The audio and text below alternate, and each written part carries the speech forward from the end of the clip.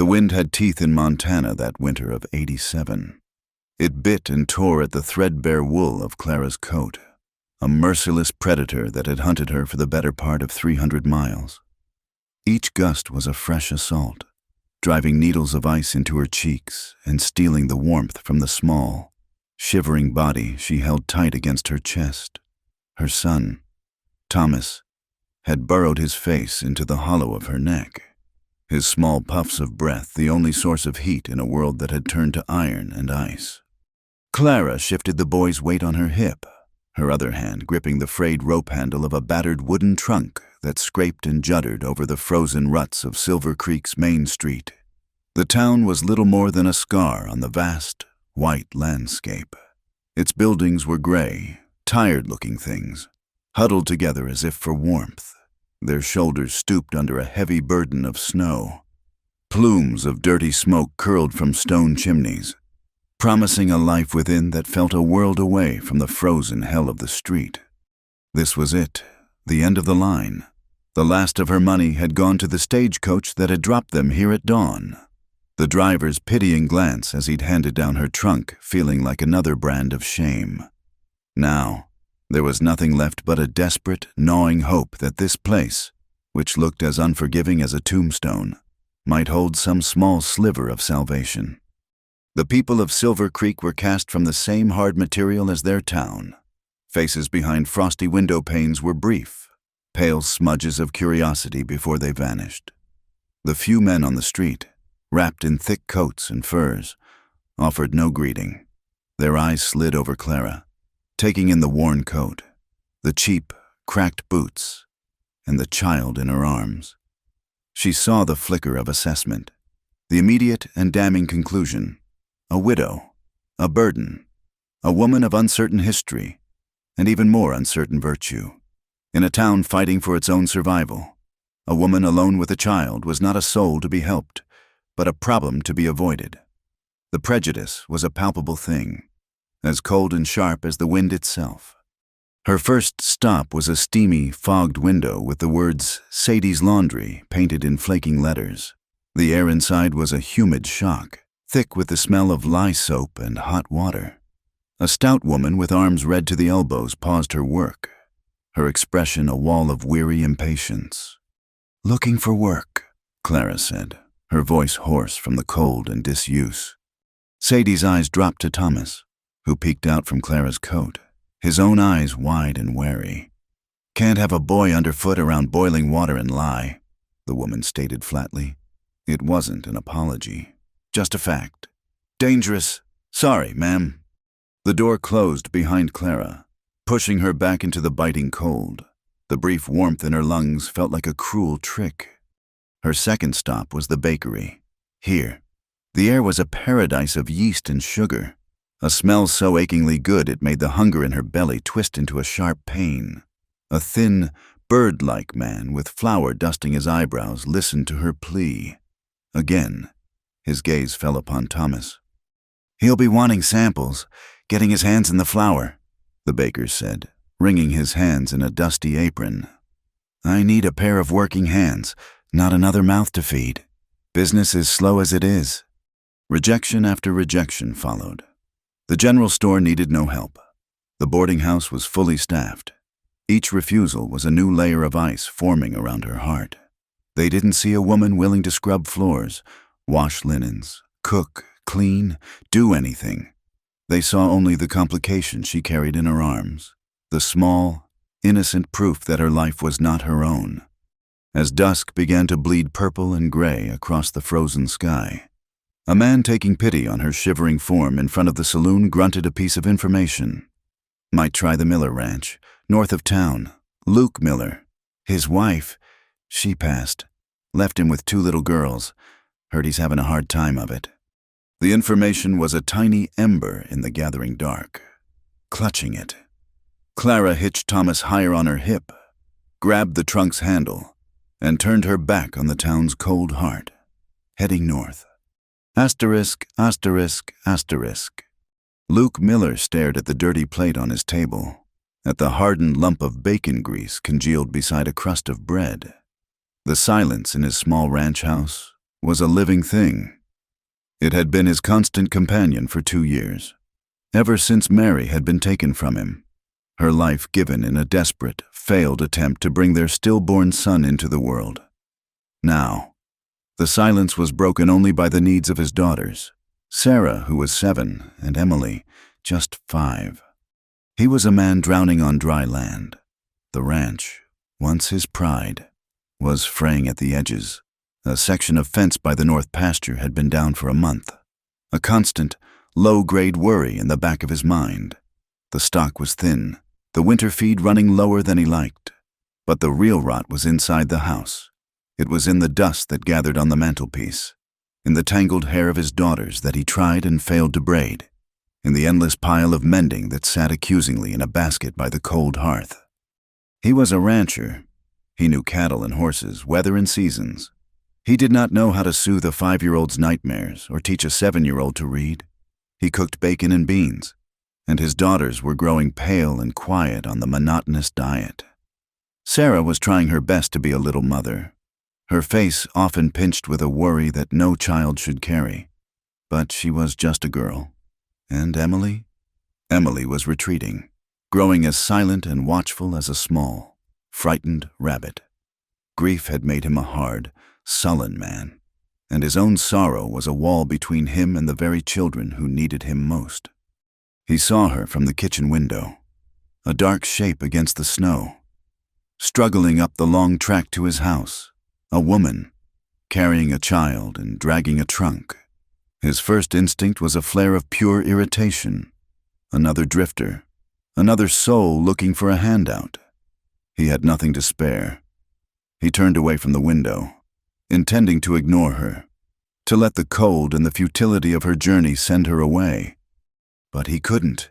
He found himself glancing back.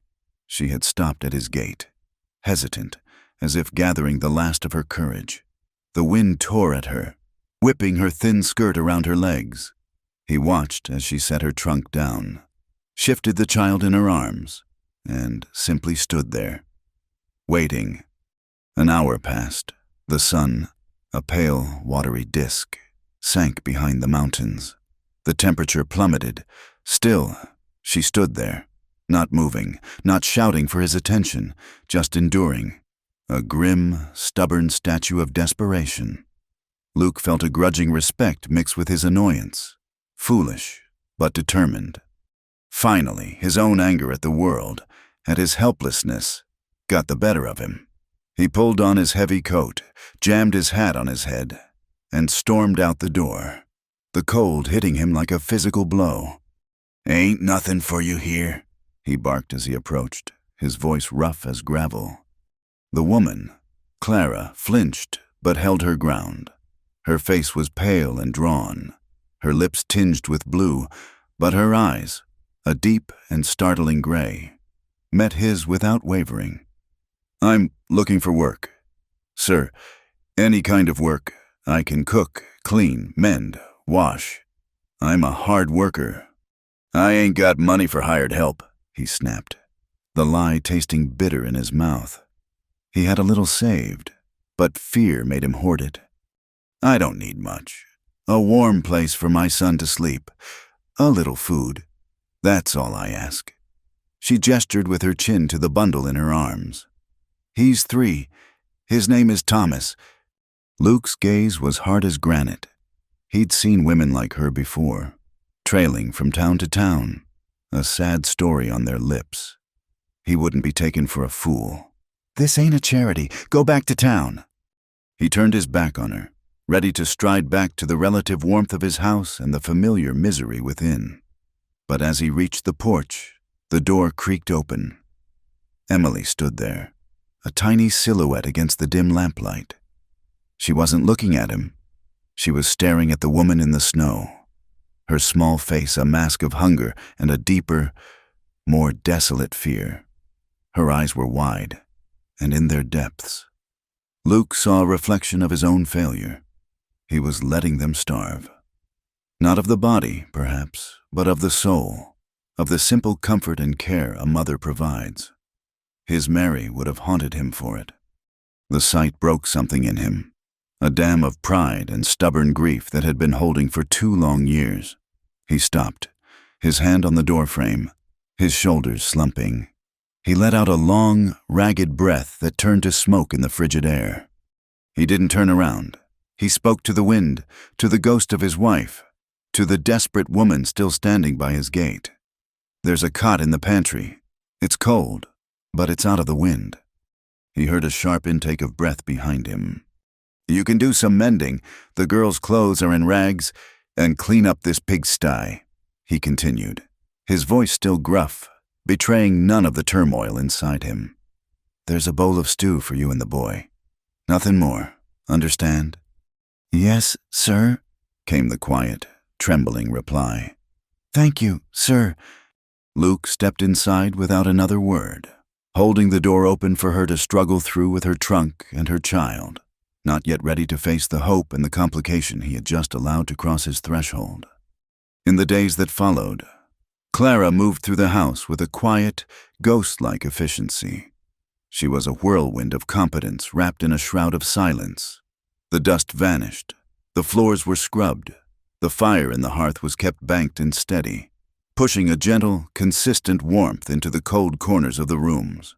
The basket of torn dresses and worn-out trousers began to shrink, each item reappearing neatly folded, with patches so fine they were nearly invisible. She cooked. The monotonous cycle of bacon and beans was replaced by savory stews thickened with a little flour, by cornbread that was light and warm, by oatmeal in the mornings that filled the girls' bellies and kept them from complaining of the cold. Most importantly, she handled the children with a gentle, instinctual grace. She bathed Emily, her hands deft and soothing as she washed the dirt from the child's skin and worked the tangles from her fine hair.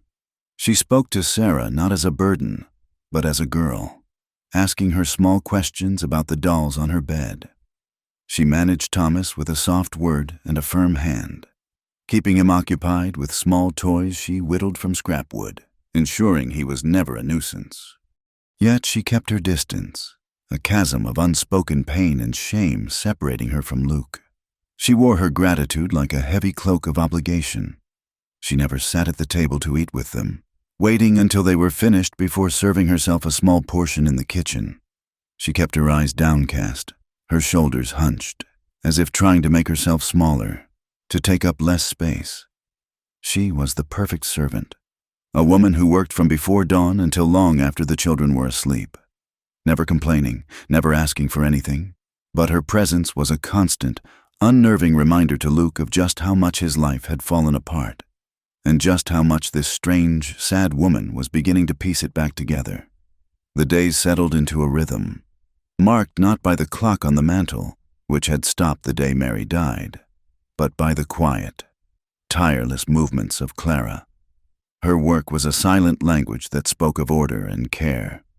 She was the first awake, her small, shadowy form moving in the pre-dawn gray to coax a flame from the embers in the hearth. The smell of coffee brewing was the first sign to Luke, stirring in his cold bed, that the world was being held at bay for another day. She moved through his house and his children's lives, mending the frayed edges of their existence. She taught Sarah how to make a proper stitch, her patient fingers guiding the girl's clumsy ones. She had a knack for calming Emily's silent fears, often just by sitting quietly beside her, humming a tune so low it was barely audible. For this ceaseless labor, Luke paid her what he could. At the end of each week, he'd press a few coins into her palm.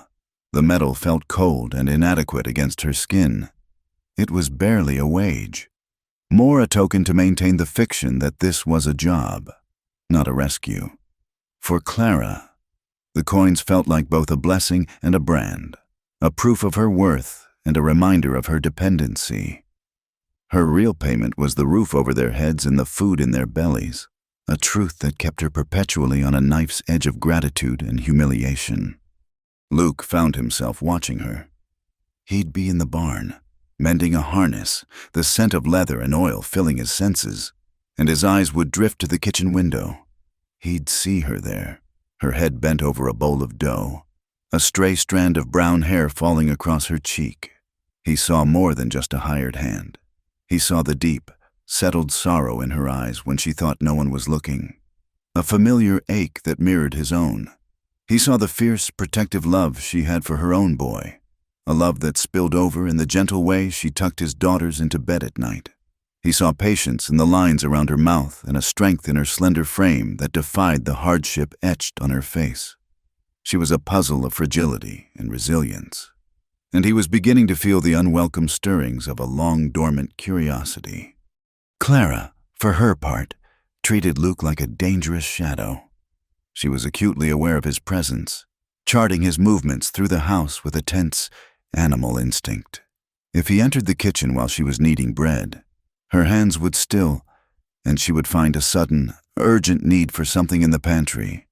If their fingers brushed as she handed him a plate, she would recoil as if from a hot stove.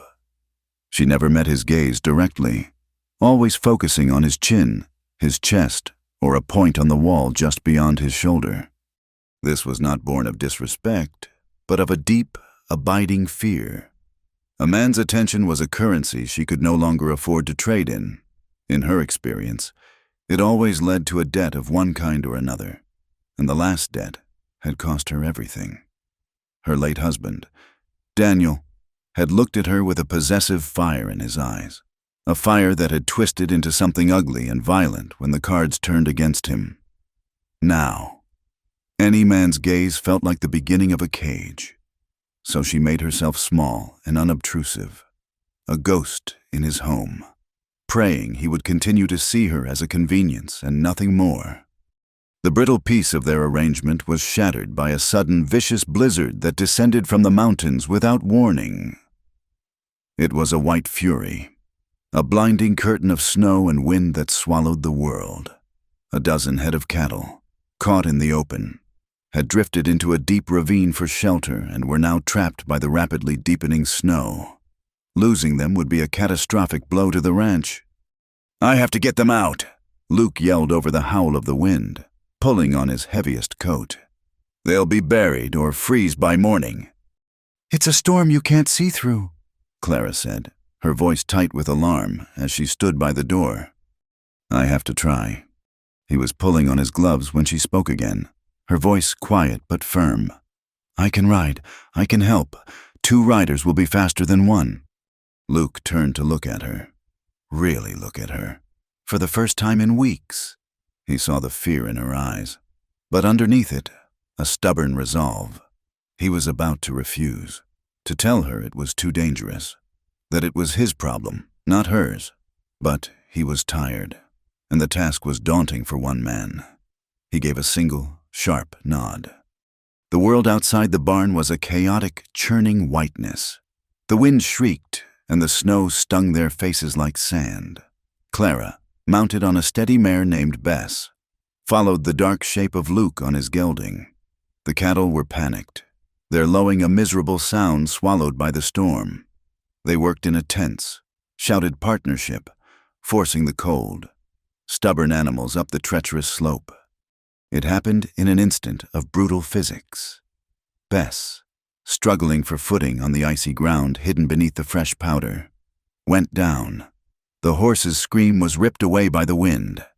Clara was thrown, a limp, flying shape that landed with a sickening thud against a snow-covered rock outcropping. Then, there was only the storm and the panicked cattle. "Clara!" Luke's shout was raw panic. He leapt from his horse, floundering through the thigh-deep snow.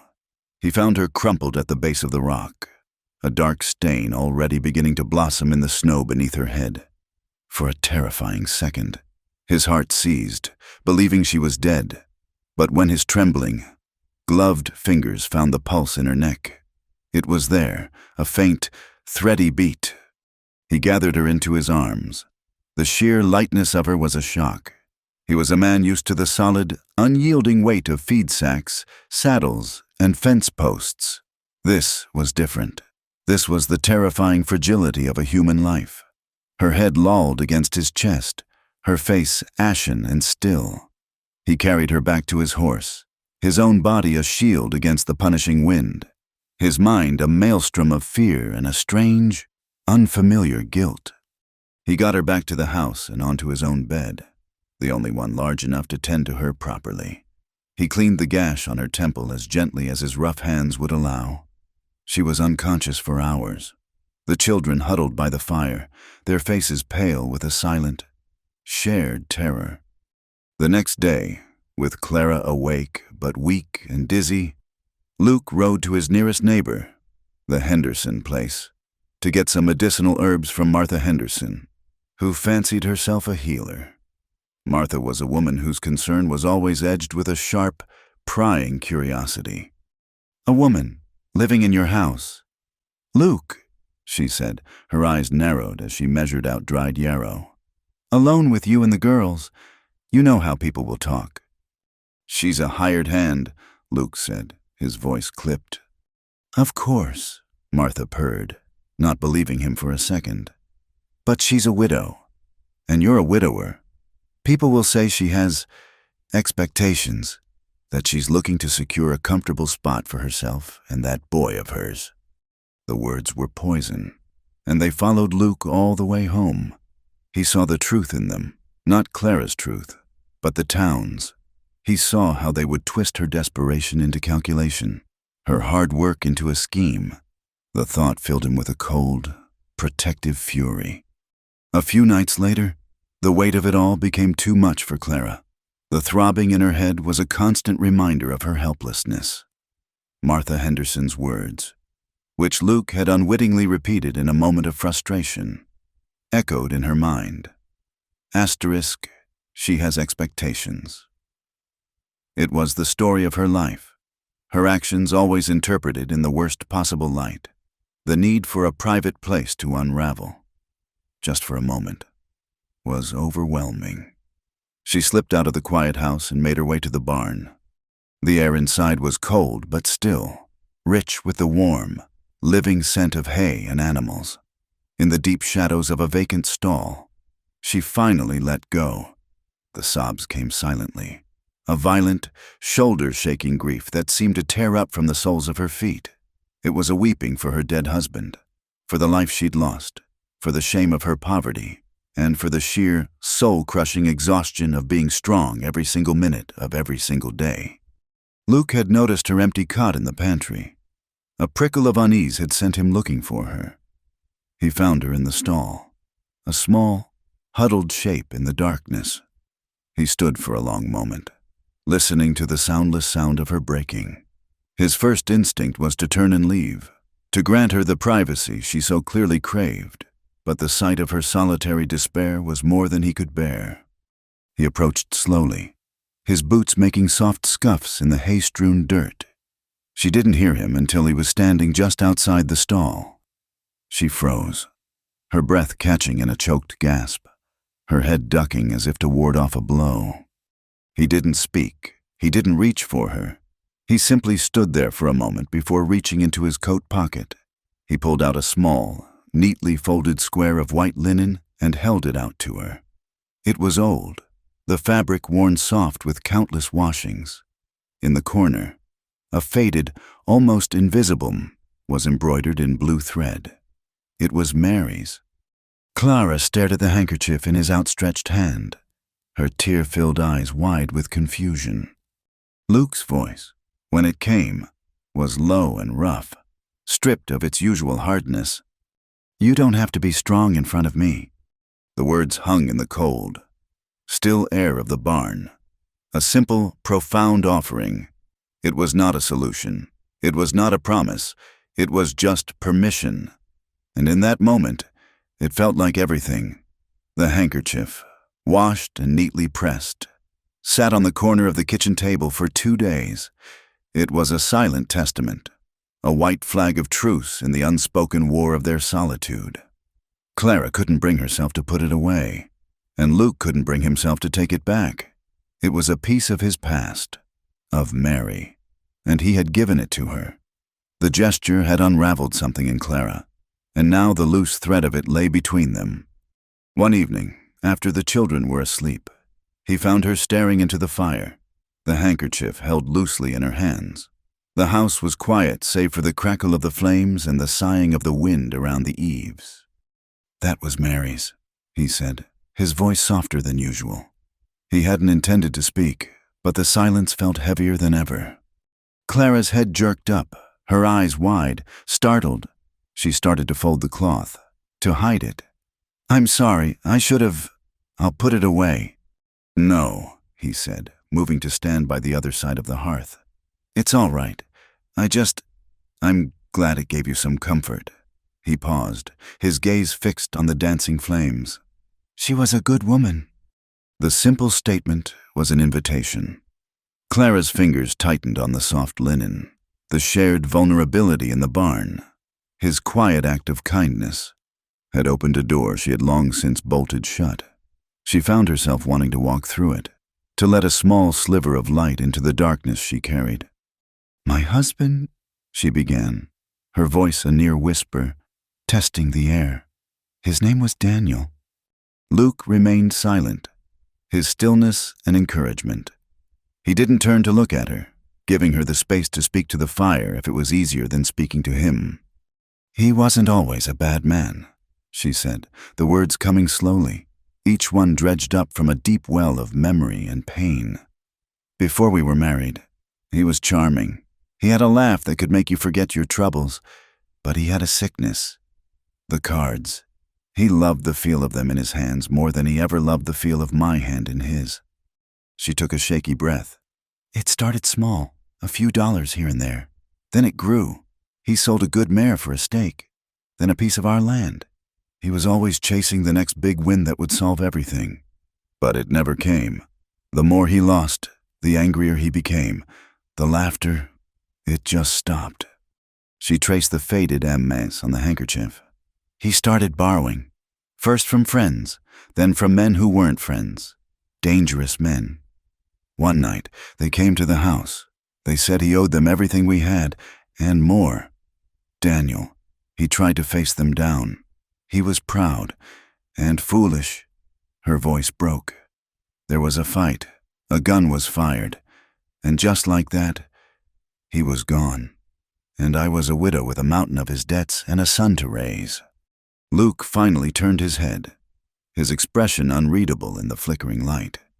He could see the tremor in her hands, the sheen of unshed tears in her eyes. "His family," she continued, her voice thick with a bitterness that was sharp and fresh.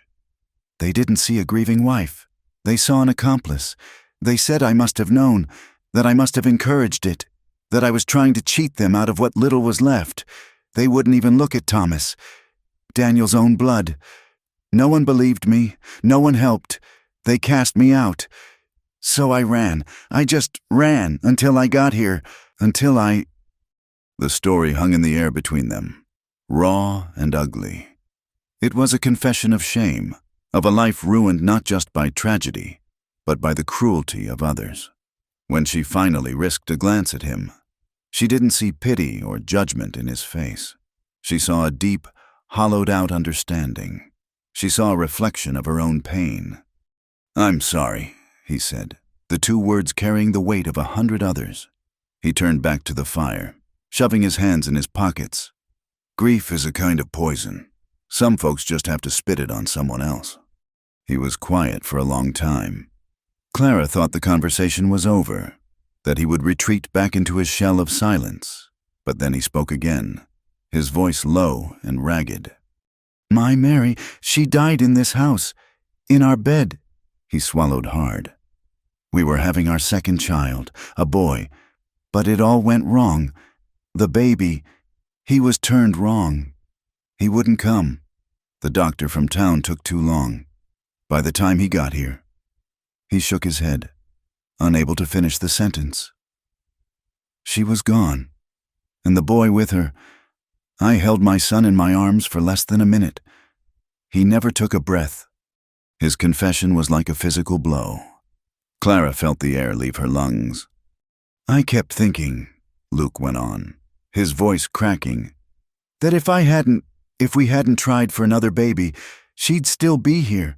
I felt like I traded her life for a son I couldn't even keep. I blamed myself. I think I still do.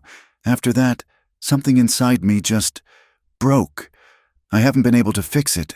I don't know how, and I swore I'd never let anyone get close enough to be broken by me again."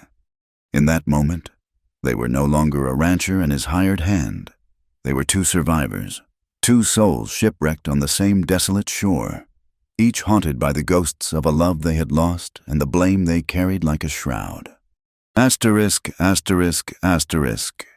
Weeks later, a fever swept through the house.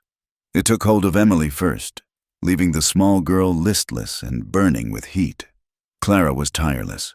She bathed Emily's forehead with cool cloths, spooned watered-down broth between her parched lips, and sat by her bed, murmuring soft, comforting words. Luke watched from the doorway, a large, helpless man, his fear a palpable thing in the small, stuffy room.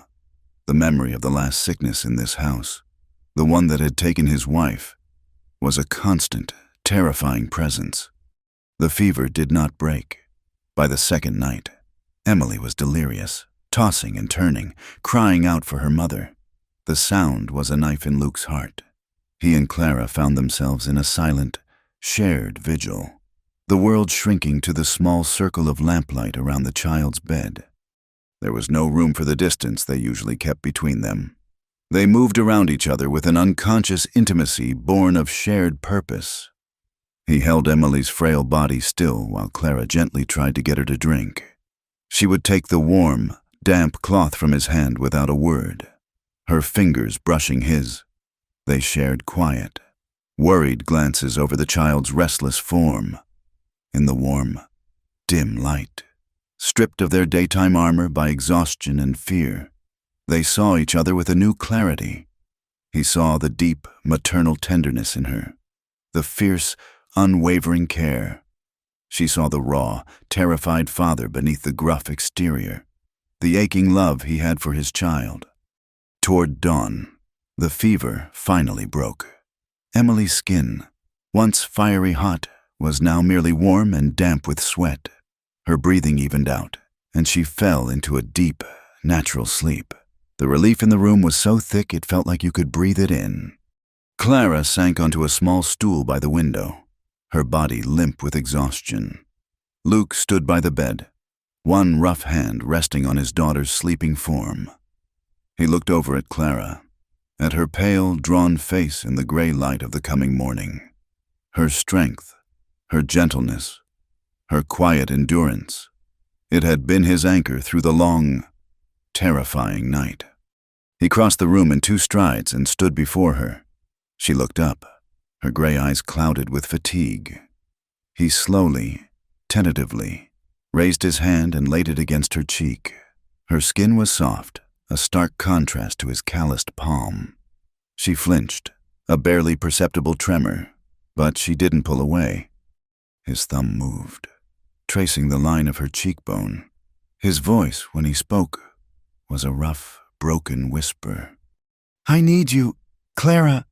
The words were a raw admission, torn from a place of deep loneliness and desperation. Her breath hitched, her eyes searched his, seeing a vulnerability that matched the storm inside her own heart.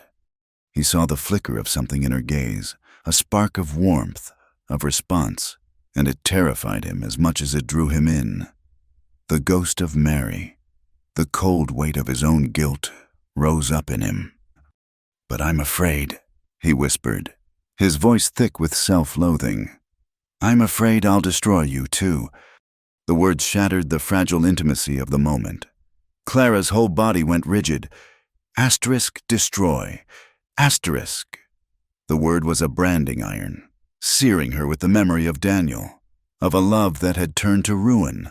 Her fear, always simmering just beneath the surface, boiled over. She pulled back from his touch, scrambling to her feet and putting the stool between them. She was trembling, her hands clenched into fists at her sides. "Don't," she breathed, the word a plea. But even as her body screamed retreat, her eyes betrayed her. For a split second, before she shuttered them closed, Luke saw it plainly, a profound, desperate longing that had been buried alive, a yearning for the very comfort she was now running from. He saw her hunger to be seen, to be touched, to be needed not just for her labor, but for herself. And then it was gone, hidden behind a wall of fear so high and so cold. He wasn't sure if he'd ever be able to climb it. Spring arrived not as a gentle guest, but as a messy, brawling liberator. The snow, which had held Montana in a silent, white grip for months, began to recede, leaving behind a world of thick mud and running water. The air, once sharp and sterile, grew heavy with the rich, loamy scent of thawing earth. On the ranch, the sound of dripping meltwater from the eaves was a constant, cheerful percussion, and for the first time in what felt like a lifetime, the windows of the small house were thrown open to a breeze that carried the promise of life. The change in seasons was mirrored by a thaw within the house itself. The children, freed from the confines of the cabin, rediscovered the outside world with boisterous joy. Their laughter, once a rare and precious sound, became the new soundtrack of the ranch. The house, under Clara's steady hand, had transformed. It was no longer a grim shelter for 3 grieving souls, but a home, warm, clean, and filled with the smell of baking bread. Clara had become the quiet center of this new world. She moved through their lives with a grace that felt permanent, her presence as essential as the hearth fire. Emily followed her everywhere, a small, devoted shadow. Sarah now came to her with her questions and troubles before she went to her father, to the children. She was no longer just Clara. She was an immovable, comforting fixture in their lives. But in the quiet moments of the night, lying on her narrow cot in the pantry, Clara would repeat her mantra, "I am the hired help. This is a job. This is not my home. These are not my children." It was a necessary cruelty, a wall she built around her own heart, brick by painful brick. She had seen how quickly a woman's position could change, how easily a life could be upended. To allow herself to feel like she belonged, to truly love the 2 little girls who were beginning to claim pieces of her heart, felt like the most dangerous kind of folly. Luke, however, was a practical man. He saw the transformation in his home and in his daughters, and he saw the woman responsible for it. He saw a solution to the ragged, aching hole in his life. The fear he had confessed to her during the fever, the fear of destroying her, had not vanished, but it was now wrestling with a more pragmatic need. He was a rancher, and his life needed a wife. His daughters needed a mother. He chose a direct approach, as was his way. He found her one afternoon by the chicken coop, her hands full of eggs. "Clara," he began, his voice devoid of any romantic preamble. "I've been thinking—" She waited, her gaze fixed on the basket in her hands. "This arrangement, it's working. The girls are happy. The house is right again." He gestured vaguely toward the cabin. "It makes no sense for you to be sleeping in the pantry. It makes no sense for us to keep on like this. You as the help and me as the employer." A cold knot of dread formed in Clara's stomach. She knew where this was going. "If I were to ask you to marry me," he said, the words blunt and heavy, "would you say yes?" The question landed like a stone in a quiet pond. Clara's head snapped up, her eyes wide with a mixture of shock and something that felt like betrayal. It was exactly what she had feared, and exactly what Martha Henderson had predicted. She was being offered a promotion, a change in title from servant to wife, a permanent position caring for his house and his children. "No," she said, the words sharp and immediate. Luke was taken aback. He had expected hesitation, perhaps, or questions. He had not expected a flat, instant refusal. "Why not? It's a practical solution.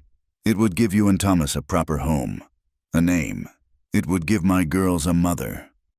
"And what would it give me?" she shot back, her voice trembling with a sudden, fierce anger.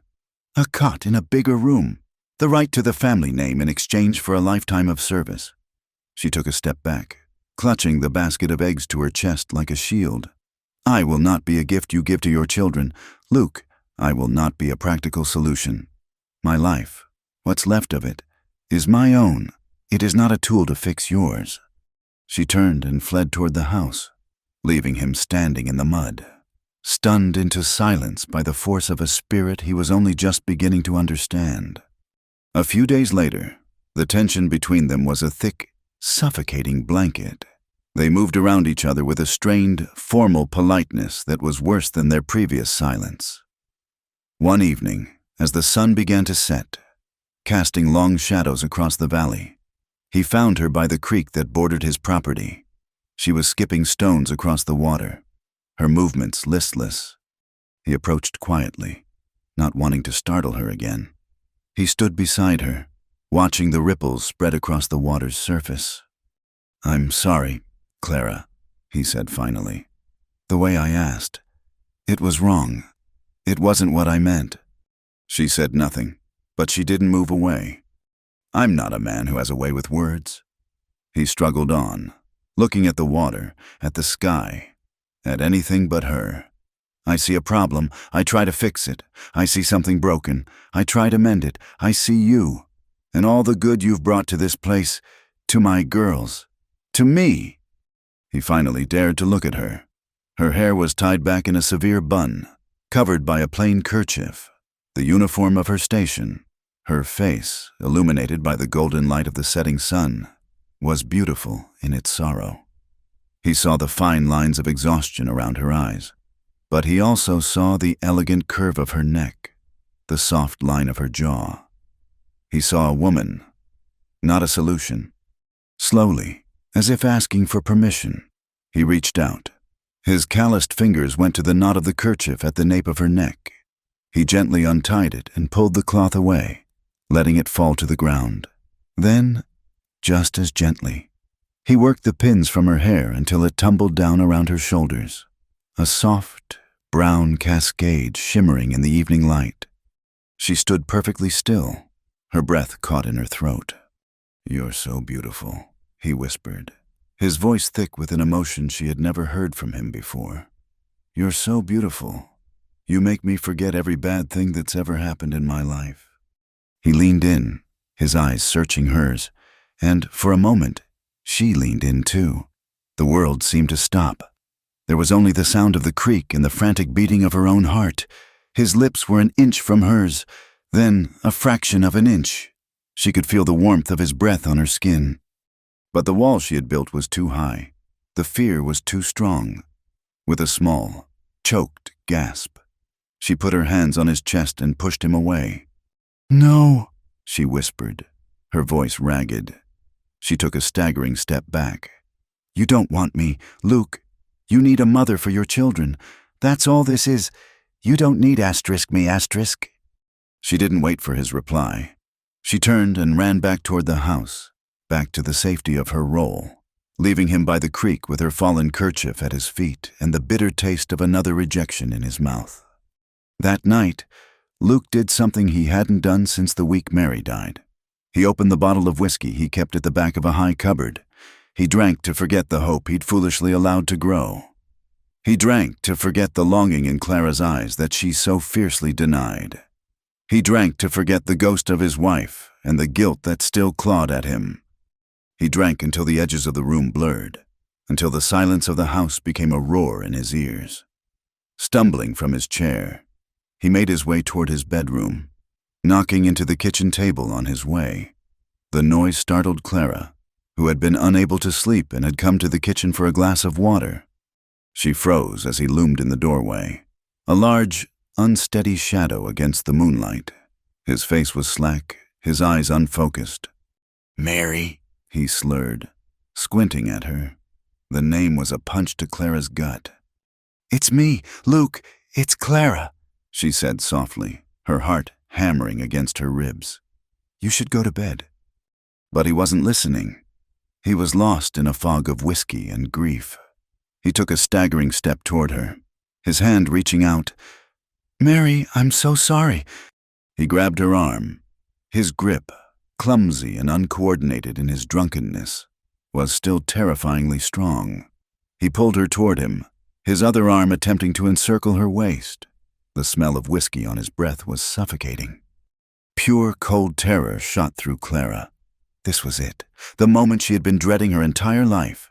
A man, his senses dulled by drink, his control gone, taking what he wanted. It didn't matter that it was Luke. In that moment, he was Daniel. He was every man who had ever looked at her with that possessive, dangerous glint in his eye. "No!" she cried, struggling against him, her voice a sharp, terrified command. "Luke, let me go!" Her cry seemed to penetrate his drunken haze. He blinked, his eyes struggling to focus on her face, on the sheer terror etched there. He loosened his grip, a look of profound, sickening confusion spreading across his features. That was all the chance she needed. She ripped her arm from his grasp and fled. She didn't stop at the pantry. She didn't stop at the porch. She ran, her bare feet flying over the cold, damp ground, until she reached the relative safety of the barn. She scrambled up the ladder to the hayloft, burrowing deep into the hay, her body shaking with violent, uncontrollable tremors. The house, which had almost become a home, was no longer safe. She lay there in the darkness, listening to the quiet sounds of the animals below, and felt the last vestiges of her fragile hope crumble into dust. The hayloft was a tomb of dusty silence, pierced only by the slivers of moonlight that stabbed through the cracks in the barn walls. Clara didn't sleep. She lay burrowed in the hay, every muscle in her body locked tight, replaying the moment of Luke's drunken grasp over and over. It wasn't the strength of his grip that terrified her. It was the look in his eyes, the vacant, desperate confusion that had called her by another woman's name. He hadn't seen her at all. He had seen a ghost, a memory, a need. And that, she knew, was a danger far greater than any simple malice. When the first pale, gray light of dawn crept into the barn, she knew what she had to do. This place, which had been a sanctuary, was now a trap. She was a fool to have believed it could be anything else. She had allowed herself to forget the fundamental rule of her existence. She was alone, and safety was a luxury she could not afford. She slipped out of the barn while the house was still dark and silent, moving with practiced quiet. She gathered her and Thomas's few meager belongings and packed them back into the battered wooden trunk. Her hands trembled as she worked, not from fear, but from a cold, grim resolve. Then, by the faint light of a single candle, she sat at the kitchen table, the same table where he had sat and drank himself into a stupor, and wrote her letter. The words were spare and difficult. She used a scrap of brown paper and the stub of a pencil she'd found in a drawer. Asterisk, Mr. Miller. Asterisk. Thank you for your kindness to me and my son. I cannot stay any longer. I am sorry for any trouble I have caused. I will pray for the well-being of you and your girls. Asterisk Clara. Asterisk. She folded it and left it on the table, weighted down by a salt cellar. There was nothing more to say. An explanation would sound like an accusation, and an apology would sound like a lie. It was better this way. Clean and quick. Her plan was simple. Wake Thomas, wrap him warmly, and be gone before the sun cleared the mountains. She would walk back to Silver Creek and take the first eastbound stage. No matter where it was going, anywhere was better than here. She crept into the pantry, her heart a leaden weight in her chest. Thomas was still asleep on the cot, his small face peaceful in the dim light. She reached down to gently rouse him, and her hand recoiled. His skin was on fire. A wave of pure, cold dread washed over her, far more potent than the fear she'd felt the night before. She laid her palm flat against his forehead. It was burning hot, and his skin was unnaturally dry. When she tried to shift him, he let out a weak, whimpering cry but didn't wake. He was limp, his breathing shallow and rapid. A fever, high and sudden. All thoughts of escape vanished, burned away by the consuming heat of maternal terror. She couldn't take him out in the cold morning air. She couldn't subject his small, sick body to the rigors of a drafty stagecoach. She was trapped, not by Luke Miller, but by the cruel, indifferent hand of fate. She was still sitting on the edge of the cot, bathing Thomas's face with a damp rag. When Luke found her, he came into the kitchen with a heavy, hung-over tread, his face pale and haggard. He stopped dead when he saw the letter on the table.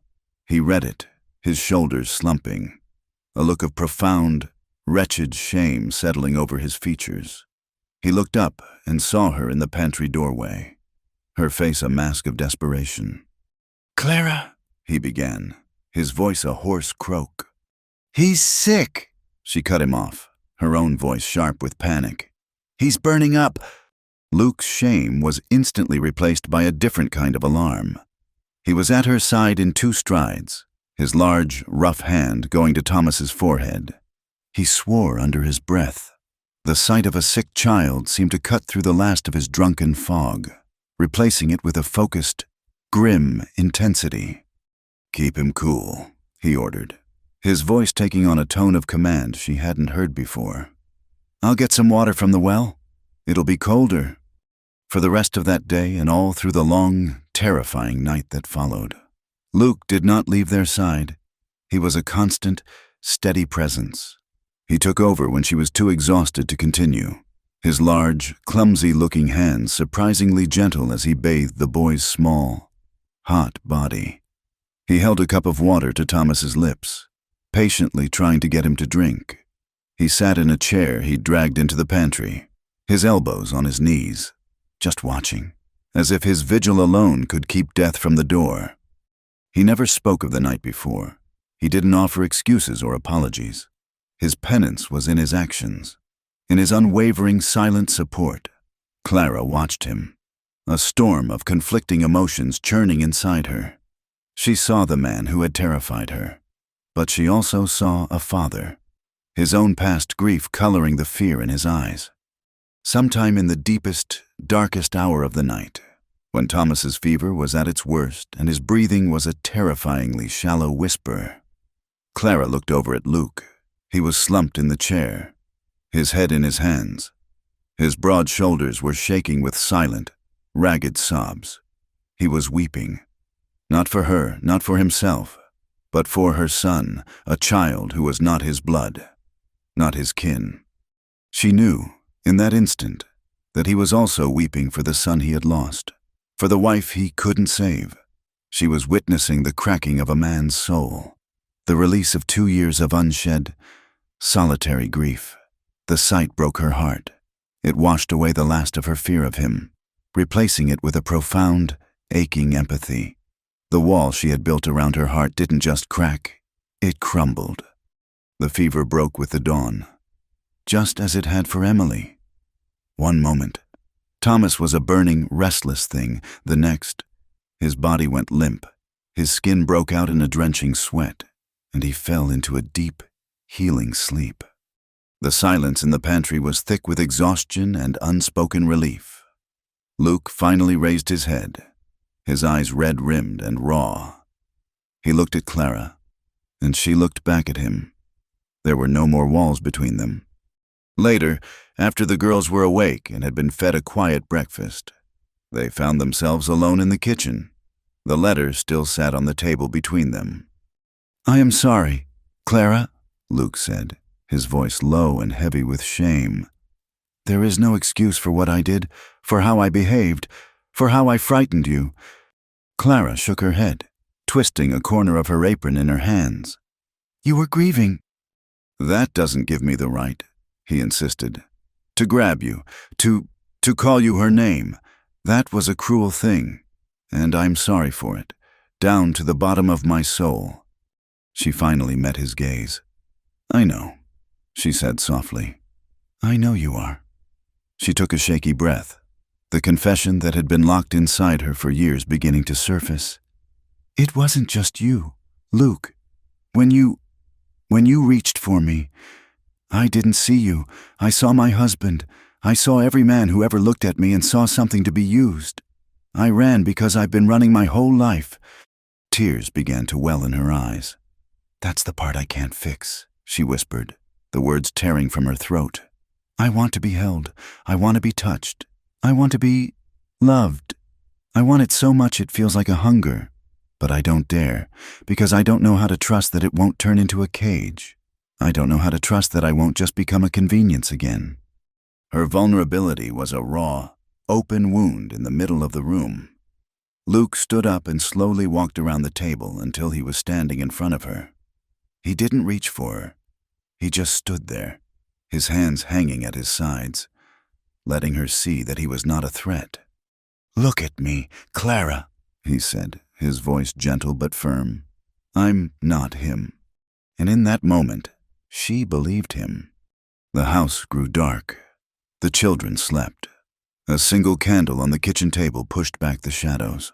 They had been talking for hours, sharing the broken pieces of their pasts, filling in the silent spaces that had existed between them for so long. The air grew thick with a new kind of tension, no longer born of fear, but of a longing that was now acknowledged, spoken, and shared. He looked at her lips, and she saw him do it. Her breath hitched. He slowly, tentatively, raised his hand and cupped her jaw, his thumb stroking her cheek.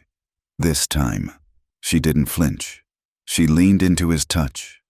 He lowered his head, and his lips met hers. The kiss was not one of passion, but of profound, trembling relief. It was hesitant, soft, a question asked and answered in the same breath. It tasted of salt from her tears and of a desperate, shared loneliness. It was the most honest thing either of them had felt in years. When the kiss broke, he looked at her, his eyes dark with an emotion she could finally name. It was not need, or practicality, or grief. It was want, pure and simple. He wanted her asterisk. He slid his hands to her waist and lifted her as if she weighed nothing, setting her on the edge of the kitchen table so they were eye to eye. He leaned his forehead against hers, his hands framing her face. I don't need anyone else. Clara, he whispered, the words a direct answer to her deepest fear. I need you. He kissed her again, deeper this time, a slow, building heat that promised to burn away the cold of the past. His hands moved from her waist to the small of her back, pressing her closer. A fire, long dormant, flickered to life deep inside her. A stunning, terrifying warmth that spread through her veins. It was happening. She was letting it happen. But as his hand began to slide up her side, his touch both a comfort and a question, the old fear, the old shame, rose up like a ghost. This was too fast. This was a response to a long night of terror and confession. Not a deliberate, clear-headed choice. She needed it to be a choice. She put her hands on his chest, her breath coming in ragged gasps. Luke, stop! He froze instantly, pulling back enough to see her face. His own breathing was harsh, his eyes clouded with concern. Did I hurt you? No, she breathed, shaking her head. The fire was still there, but so was the tremor of fear. She had to be sure. She had to be in control of this, of herself. Not this way. Not now. She looked him directly in the eye, her voice gaining a strength she didn't know she possessed. Not if this is just going to make me feel like I'm nothing more than a body being used to soothe a hurt. The words hung between them, a final, crucial boundary. It was not a rejection, but a demand for respect, a demand that the next step, when it came, would be on her terms, in a moment free of ghosts and obligations. Clara's fragile peace was a house of cards, and the first gust of wind blew from town. The whispers started subtly, a change in the air she felt whenever she went to Silver Creek for supplies. The clerk at the general store, who had once been curt but professional, now refused to meet her eye. The women she passed on the boardwalk would fall silent, their conversations resuming in hushed, urgent tones only after she was out of earshot. It was Martha Henderson, of course, who had planted the seeds of the scandal, and the town's barren ground was fertile for such things. The story she told was a simple, ugly one, twisted from the bare facts of Clara's existence, a destitute widow, a vulnerable widower, a shared roof. In Martha's telling, Clara was not a desperate woman seeking refuge, but a cunning predator. She was a black widow, spinning a web of feigned helplessness to entrap a good, grieving man. She's worked her way into his house and his bed. The whispers went. playing the saintly helper while she schemes to steal that ranch right out from under him. The poor man, blinded by his loneliness, doesn't even see it. And what about those poor motherless girls? Every kindness Luke had shown her was recast as a mark of his weakness. Every hour of her back-breaking labor was a calculated move in her supposed grand design. The town, in its self-righteous certainty, had tried and convicted her without a single word in her defense. The abstract poison of gossip became a living, breathing threat on a bright Tuesday afternoon. Clara was in the general store, Thomas playing quietly by her feet with a wooden spool, when the bell above the door jangled and a man she had prayed she would never see again walked in. It was Jebediah, her late husband's cousin. He was a tall, stooped man with a thin, cruel mouth and eyes that were perpetually narrowed in judgment. He carried a worn Bible in one hand, but he held it like a weapon. He had been the most vocal of Daniel's relatives in condemning her, his voice dripping with sanctimony as he'd cast her out.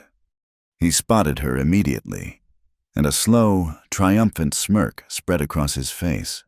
"Well, look what the wind blew in," he said, his voice loud enough for everyone in the store to hear. "Clara, hiding out in the God-forsaken wilderness, are we?" Clara felt the blood drain from her face. She pulled Thomas behind her skirt, her body instinctively forming a shield. "Jebediah, what are you doing here?" "I'm here on a righteous errand," he declared, stepping closer. He looked down his nose at her worn dress, his gaze lingering on the darned patches. "We heard tales of a disgraced widow living in sin with a rancher. It seems our family's concerns about your moral character were well-founded." He pointed a bony finger at the trembling shape behind her. "I'm here for the boy. He'll not be raised in a den of iniquity by a mother of such low repute. He'll be raised in a proper, God-fearing home." Panic, cold and absolute, seized Clara. "You will not take my son." "It is my Christian duty to save his soul from your influence." Jebediah sneered. "You have no husband, no home of your own. You have no right to him." It was at that moment that Luke walked in. He'd come to town to buy a new buckle for a harness and had seen Jebediah's horse tied up outside. He took one look at Clara's terrified face, at the smug, predatory look on Jebediah's, and understood everything. "She's not alone," Luke said, his voice a low, dangerous rumble. He moved to stand beside Clara, his presence a solid wall of intimidation. "This is a private matter. Take it outside." Jebediah laughed, a short, ugly bark. "So, this is the fool she's ensnared. You have no say here. Rancher, this is family business." He looked Luke up and down with contempt. "And I can only imagine what kind of man would take a woman like her asterisk into his home." He leaned in, his voice dropping to a conspiratorial, venomous whisper. "Tell me, is she as accommodating for you as she was for every card player my cousin owed money to?" Something in Luke snapped. 2 years of grief, of frustration, of soul-crushing loneliness, months of watching Clara's silent suffering, of battling his own demons, of fighting a forbidden, growing love for her. It all coalesced into a single, blinding point of rage. He didn't say a word. He simply hit him. The punch was not a clean, heroic blow. It was the raw, unrestrained violence of a man pushed beyond his limit. His fist connected with Jebediah's jaw with a sickening crack. The Bible flew from Jebediah's hand as he staggered backward, crashing into a barrel of pickles. The store erupted into chaos. Luke was on him in an instant, dragging him out into the dusty street, his face a mask of cold fury. The fight was short, brutal, and ugly. Luke moved with the pent-up force of a landslide, every ounce of his pain and protective instinct fueling his fists. He was a man avenging not just a vile insult, but the entire world's injustice against this one woman. He threw Jebediah to the ground and stood over him, his chest heaving, ready to continue the beating until the sheriff and 2 other men finally managed to pull him off. The public brawl was the final straw. The town's whispers now had a violent, undeniable focal point. An emergency meeting of the town council was called for the following evening. It wasn't a formal trial, but it felt like one. The charge, unspoken but understood, was scandal. The town hall was packed, the air thick with condemnation and morbid curiosity. Clara sat on a hard wooden bench beside Luke, feeling the weight of 100 hostile stares. The council, made up of the mayor, the preacher, and the sheriff, sat at a table at the front. They questioned Luke first about the fight, his answers short and clipped. Then they turned their attention to Clara, and the hearing devolved into a thinly veiled inquisition. Mrs. Collins, the preacher began, his voice oozing a false piety. Can you explain the nature of your living arrangement with Mr. Miller? I am his housekeeper, sir, Clara said, her voice barely a whisper. A housekeeper who shares his home, day and night, Martha Henderson called out from the crowd, to murmurs of agreement. The mayor leaned forward. Ma'am, your cousin-in-law has made a serious accusation regarding your fitness as a mother. This council has a duty to ensure the welfare of children in this community. Is it true that you and Mr. Miller have an improper relationship? The question hung in the air, vulgar and shaming. Clara felt a hot flush creep up her neck. She looked at Luke, at his clenched jaw and the fury in his eyes.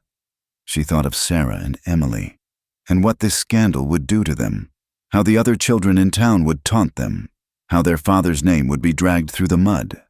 It was because of her. She had brought this disaster to his doorstep. She had fled her old life only to ruin a new one. In that moment, a terrible clarity descended upon her. She knew what she had to do. It was the only choice she had left. She slowly stood up, her small frame radiating a quiet, heartbreaking dignity. Every eye in the room was on her. There is no improper relationship, she said, her voice clear and steady, though it cost her everything to make it so. Mr. Miller took me and my son in out of Christian charity when we had nowhere else to go. I have tried to repay his kindness with my hard work. She took a deep breath. But I can see now that my presence here has caused him and his family great harm. I will not be the cause of any more trouble. My son and I will be leaving Silver Creek in the morning. A murmur of satisfaction went through the crowd. The problem was solving itself. She had confessed her guilt by agreeing to the punishment of exile. She turned to Luke, her eyes conveying a silent, desperate apology. And then she turned to leave. No. The word was a crack of thunder in the silent room. Luke was on his feet, his chair scraping loudly against the floorboards. He strode to Clara's side and took her hand, his grip firm and unyielding. He turned her to face him for a moment, his eyes boring into hers, and in their depths, she saw a raw, unwavering resolve that stole her breath. Then he turned, with her hand still in his, to face the council and the entire town.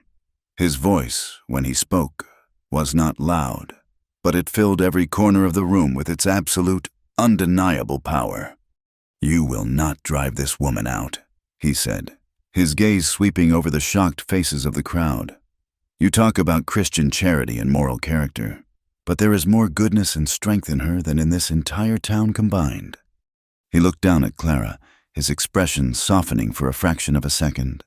She came to my home when it was a hollow, broken place, and she made it whole again. She cared for my daughters when their own father was too lost in his own grief to do it properly. She has endured nothing but hardship and judgment, and she has done it with a grace you could never understand. He lifted his chin, his eyes finding the preacher, the mayor, then every single person who had judged them. You want to know the nature of our relationship? Then I'll tell you. He tightened his grip on Clara's hand. A public, defiant claim. I love her, and I am going to marry her, regardless of what any of you think. Luke's declaration in the town hall was a bomb, and the silence in its wake was a field of ringing ears and stunned disbelief. He led her out of the building, his hand still holding hers, a warm, solid anchor in a sea of hostile stares. They walked back to the ranch in a silence that was heavier and more profound than any they had ever shared. It was not a silence of anger or awkwardness, but one of momentous, terrifying change. He had declared his love for her in front of the entire world. He had offered her his name, his protection, his life. It was more than she had ever dreamed of. A rescue so complete it felt like a fairy tale.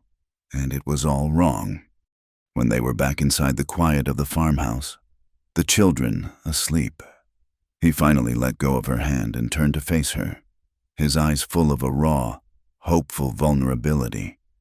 "Clara," he began, but she held up a hand to stop him. "Luke, what you did back there, it was the bravest, most noble thing I have ever seen a man do," she said, her voice trembling with the force of her gratitude. Tears streamed freely down her face. "You defended me. You defended my honor when I had none left, and I will thank you for that until the day I die." A slow smile touched his lips. He thought this was her acceptance. He started to reach for her, but she took a small step back. "But I cannot marry you," she said, and the words, though spoken softly, seemed to suck all the air from the room. The hope in his eyes died, replaced by a deep, weary confusion. "I don't understand. I thought, I love you, Clara." "Do you?" she asked. The question laced not with doubt, but with a desperate need for the truth. "Or do you love the idea of saving me? Luke, you asked me to marry you tonight because you were angry. You did it to defy them, to spit in the eye of their judgment and their hypocrisy. It was a shield to protect me, a weapon to fight them. And I am so grateful for that shield. But I will not be a weapon. I will not marry a man out of pity for my situation or as an act of rebellion against a town of gossips." She looked at him, her heart breaking for the pain she was causing him, but her resolve was like iron. She had fought too hard for the small scrap of self she had left. "When I marry," she said, her voice dropping to a whisper, "if I ever marry, it must be for one reason and one reason only. It must be because the man who asks me cannot imagine a single day of his life without me in it. Not as a housekeeper, not as a mother for his children, not as a cause to be championed. Just as me. Can you tell me, in the quiet of this room, with no one to impress or defy, that is why you asked?" He stared at her, the truth of her words hitting him with the force of a physical blow. He opened his mouth, but no words came out. He couldn't lie to her. His proposal had been an act of defiance, a sudden, explosive culmination of his protective fury. He did love her. He was sure of it. But the proposal itself was tangled up in the fight, in the town, in his own guilt. It wasn't pure, and she deserved something pure. He gave a single, almost imperceptible nod of understanding and turned away, the silence returning, colder and more final than ever before. In the days that followed, a fragile, painful truce settled over the house. Luke honored her decision. He did not speak of marriage again. He treated her with a profound, almost reverent respect, but also with a new, heartbreaking distance. The easy intimacy they had begun to build, born of late-night confessions and shared fears, was gone. They were once again the rancher and his housekeeper. He was polite, and she was efficient, and the space between them was a chasm of unspoken words and unresolved longing. Clara felt her own decision eating away at her. She had stood her ground. She had demanded her worth. But the victory felt hollow. The house was quiet. The easy laughter that had started to fill its rooms had faded. Luke was retreating back into the silent, grieving man he had been when she first arrived.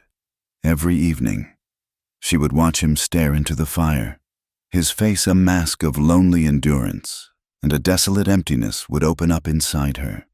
This was what she had chosen, a life of solitary, principled pride, and it was cold, so incredibly cold. The breaking point came one afternoon, about a week after the town meeting. Luke was out checking the fence lines in the far pasture. The house was still and quiet. Clara was in the kitchen, staring out the window at the vast, empty landscape, her heart a dull, aching void. She felt a chill, though the day was warm, and she absently rubbed her arms. She was thinking of leaving again, of how it was the only logical thing to do. She couldn't stay here, in this emotional limbo, forever. And then she heard it. It was Emily's voice, drifting from the girl's bedroom where she was playing with Sarah. It was a small, clear sound in the quiet house. "Mama, can you help me with this button?" The word struck Clara with the force of a physical blow. Asterisk, Mama. Asterisk. No one had told them to call her that. It wasn't a name she had ever presumed to claim. It was a name that had simply grown in their hearts, a natural, inevitable thing, like a flower turning toward the sun. She stood frozen, her hand pressed to her mouth.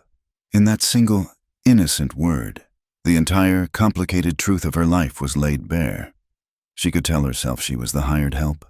She could hold on to her pride and her fear, but it was all a lie. In the hearts of these children, she was already their mother. She had mended their clothes, soothed their nightmares, and kissed their fevers away. She had not been a practical solution. She had been love. And in building a wall to protect her own heart, she was devastating theirs. The cold she felt was not just her own loneliness. It was the chill of a home losing its warmth, a family breaking apart for the second time. She didn't think, she acted. She untied her apron, letting it fall to the floor, and walked out the kitchen door, into the brilliant, unforgiving sunlight. She marched toward the far pasture, her steps sure and certain. The sun beat down, turning the fields to a sea of shimmering gold. She saw him in the distance, a solitary figure mending a wire fence, his back to her. She didn't call out his name. She walked right up behind him, and when he turned, startled by her sudden appearance, she did the one thing he never would have expected. She launched herself into his arms, her hands tangling in his hair, and pulled his mouth down to hers. The kiss was not hesitant or gentle. It was a desperate, hungry claiming. It was all of her fear and all of her longing poured into a single, explosive act. It was the taste of sun and dust and a love that was too strong to be denied any longer. He was stunned for only a second before his arms came around her, crushing her to him, responding with a raw, desperate hunger of his own. When they finally broke apart, both of them breathless, she looked up into his stunned, questioning eyes. "If you still want me," she said, her voice shaking but clear as a bell. "If the offer is still there, not because you're angry or because you feel sorry for me, but because you want me, then I am ready." She reached up and cupped his rough, sun-warmed cheek. "I am ready to be a mother to your girls. I am ready to be your wife. And I am ready to be your lover."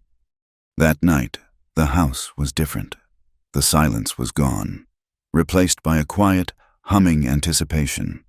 After the children were asleep, he came to her. Not to the cot in the pantry, but to the door of his own bedroom, which stood open in a silent invitation. He led her inside by the hand. A single candle flickered on the nightstand, casting the room in a soft, forgiving glow. This was Mary's room. But tonight, it didn't feel like a shrine. It felt like a new beginning. There were no hurried, clumsy movements. Their coming together was a slow, deliberate exploration, a conversation spoken in touch and breath. He unbraided her hair, his fingers careful and reverent, as if he were unwrapping a precious gift. He traced the line of her jaw, the curve of her throat, his eyes never leaving hers, asking for permission with every touch. And for the first time, she gave it freely. She did not flinch. She did not retreat. When he finally gathered her into his arms, lifting her onto the bed, she met his kiss with an equal, open desire. This was not a surrender. It was a choice, a celebration. It was the release of years of pent-up fear and a lifetime of suppressed longing. Every touch was a healing. every whispered word a promise. In the warm, flickering candlelight, they washed away the ghosts of the past, claiming each other with a fierce, tender passion that was both a discovery and a homecoming.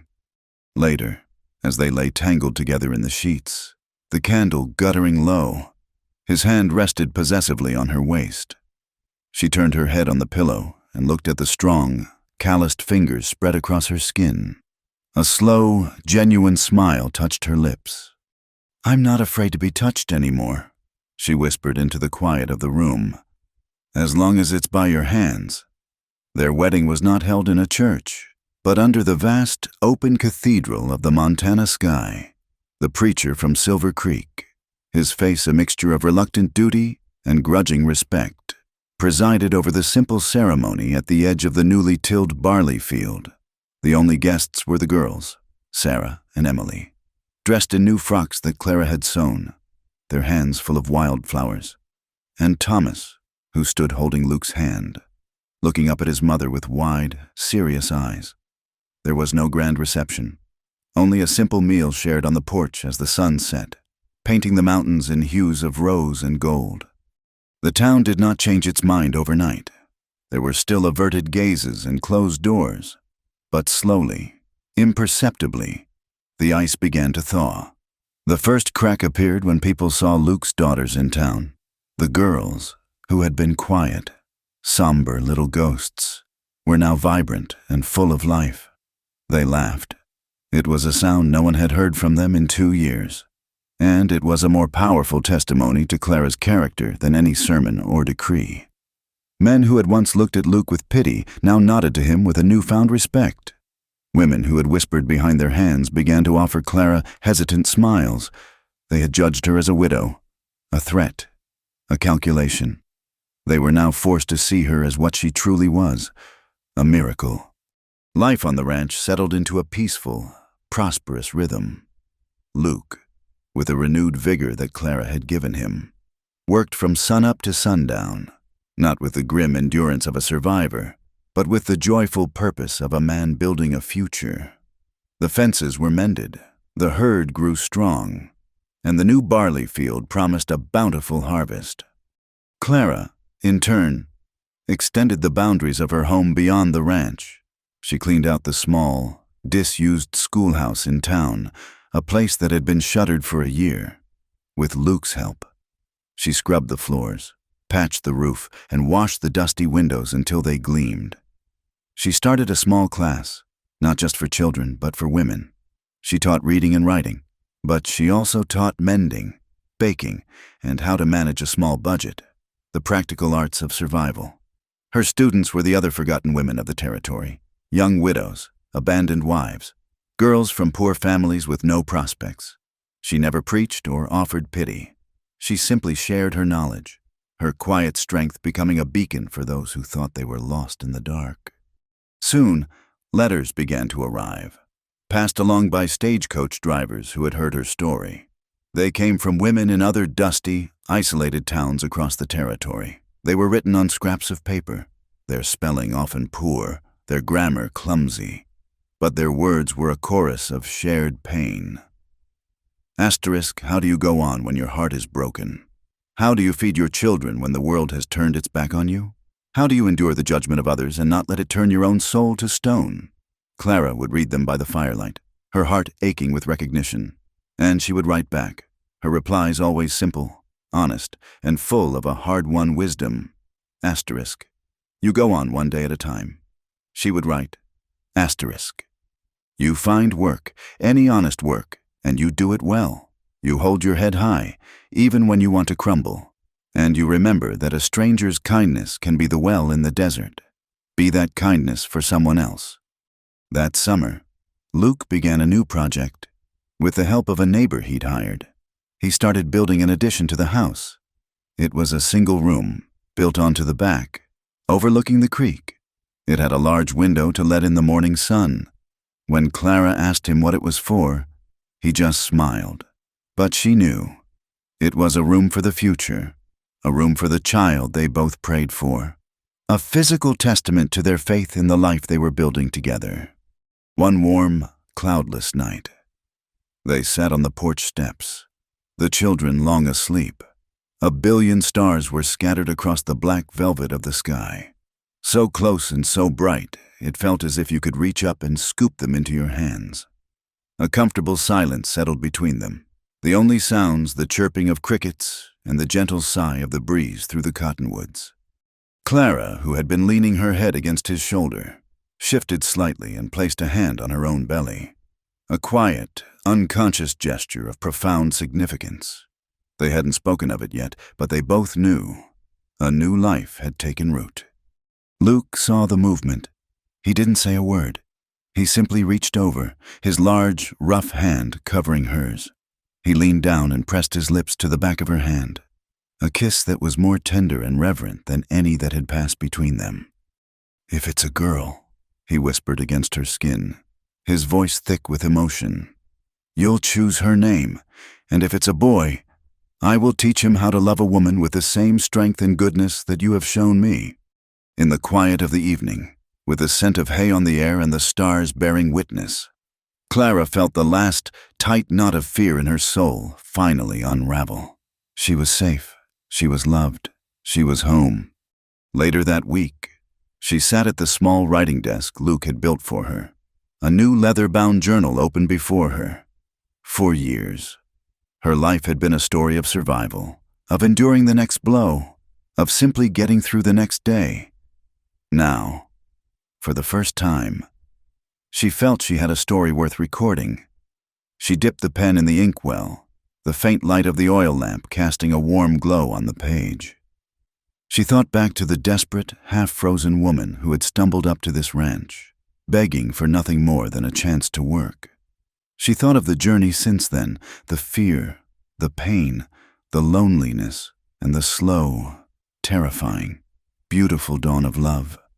She put the pen to the page and began to write, the words flowing from a place of deep, settled peace. I arrived in this valley as a creature defined only by what I had lost. I was a widow, a name that is not a name, but a label of sorrow and pity. It was all I was, and all I thought I would ever be. But he did not see the label. He saw the woman, and he called me by the name I had almost forgotten, the one I now know was my life's true destiny, beloved. Asterisk, asterisk, asterisk. Thank you so much for listening to our story around the Wild West campfire. We'd love to know where you're tuning in from, so please leave a comment below and let us know what part of the world you're in. If you enjoyed the tale of Clara and Luke, please consider subscribing to the Wild West Campfire channel for more stories like this, and feel free to share your thoughts with us. We appreciate every one of you.